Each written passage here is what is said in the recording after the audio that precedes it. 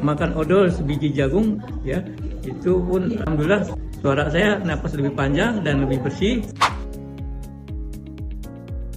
Bismillahirrahmanirrahim. Assalamualaikum warahmatullahi wabarakatuh. Nama saya Usman, tinggal di Depok. Saya punya kesaksian testimoni dari odol ini yang diproduksi dari PT Swanghor Indonesia. Saya mengalami sering batuk-batuk ya, apalagi sering melakukan azan atau dengan mengeluarkan suara gitu.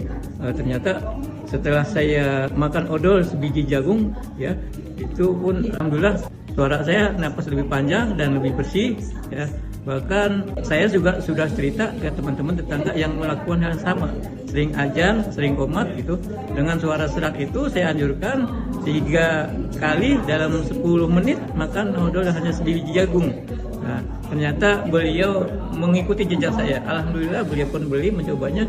Bahkan batuk pilek radang tenggorokan itu dia sudah lenyap dalam sekejap. Terima kasih Swanghor, gizi luar biasa, dahsyat.